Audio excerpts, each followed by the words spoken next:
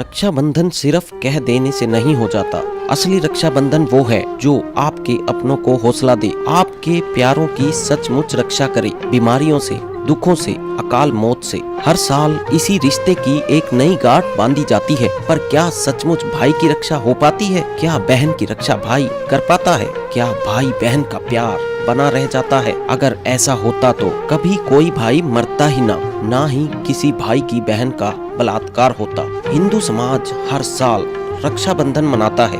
समाज को चाहिए कि इत्मीनान से, आराम से देखें, सोचें कि सच में वो क्या है जिससे हर भाई और बहन की रक्षा हो, जिससे किसी बहन की तरफ कोई गैर मर्द गलत नजर से न देखे, किसी भी बहन का रेप ना हो, कोई भी भाई या बहन बीमारियों से ग्रस्त ना हो, भाई या बहन अकाल मौत ना मरे। वो पूर्ण परमात्मा है जो सच में हर किसी की रक्षा कर सकता है। वो पूर्ण परमात्मा है जो जानता है कि कौन किस कारण से दुखी है, उसे कैसे सुखी करना है।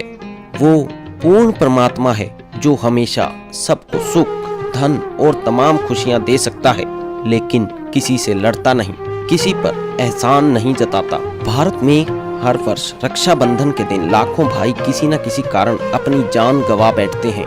राखी बंधवाने के बावजूद हजारों भाई अपनी बहन की रक्षा करने में विफल रहते हैं, लेकिन सही मंत्र की शक्ति और रक्षा सूत्र की शक्ति देकर संत रामपाल जी महाराज ने लाखों भाई बहनों को आध्यात्मिक ज्ञान के जरिए सुरक्षित और सुखी करके एक अनोखी मिसाल पेश की है। अगर आप भी सुरक्षित और सुखी जीवन जीना चाहते हैं और अकाल मौत से बचना चाहते हैं, तो आज से ही संत रामपाल जी के मंगलमय प्रवचन सुनना शुरू कीजिए। ये जो हमारी रीति रिवाज हैं ये भी बाधक हैं। परमेश्वर ने कहा है कि मन कर धीर बांध ले रे बौरे और छोड़ दे न पछलों की रीत। अब जैसे कल या आज जैसे भी राखी का त्योहार था, रक्षाबंधन का त्योहार था, इस रक्षाबंधन की क्या आवश्यकता है, क्यों इसको हम मना रहे हैं? ये काल के चलाए हुए अपने इस टाइम पास करने की खातिर, टाइम वेस्ट करने के लिए और हमें पीड़ित रखने के लिए एक ये रीति बना रखी है। अपन आत्मा इस ज्ञान से परिचित होने के बाद हमारी आंखें खुल जाती हैं और जो समझदार बच्चे हैं वो इस बात को स्वीकार कर लेते हैं कि संत जो कहते हैं परमेश्वर का आदेश होता है, तो फिर वो स्वीकार कर लेते हैं, फिर वो समाज की नहीं मानते। एक बहन ने बताया कि जी उपदेश लेने से पहले मैं राखी बांधने के लिए अपने भाई के वहाँ घर गई। वही रक्षाबंधन का दिन भाई की इंतजार कर रही थी। दुर्घटना के अंदर भाई की मृत्यु होगी, उसका शव आया, टक्कर मार मार कर रो रही थी।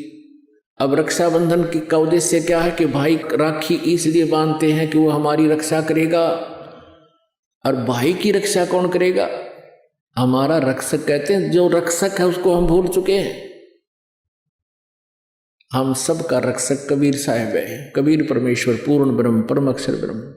हम सब ने भाई और बहनों ने मिलकर परमेश्वर कबीर जी का रक्षाबंधन बांधना चाहिए, राखी, ताकि भाई और बहन दोनों का रक्षक हो जाए। कबीर साहब को रक्षाबंधन कैसे बंधेगा? हम उसकी शरण में आ जाएंगे और जो जाकी शरणा बसे ताको ताकी लाज, जल सो ही मछली चढ़ जा बह जाते गजराज। हमने अपने परमात्मा को राखी बांधनी चाहिए।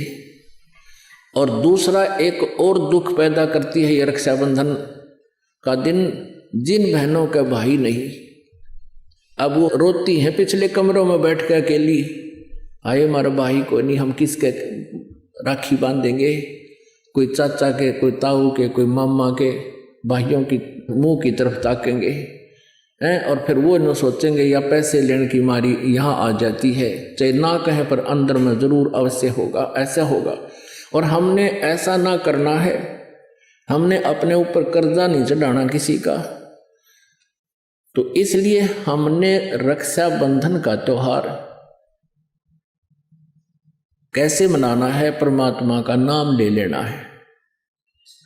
और फिर ये 10वें दिन यहाँ त्योहार होता है, सत्संग होता है, इसमें आकर के हमने इस परमात्मा के ज्ञान को सुनना है। तो ये इस तरह की जो रीति रिवाजें हैं ये हमें पीड़ित करने के लिए है, हमारे को एक दूसरे से दूर करने वाली है। अब रिवाजें बन गई हैं कि बहन राखी बांधना आवेगी, उसको कुछ देना पड़ेगा, एक मजबूरी सी बन गई।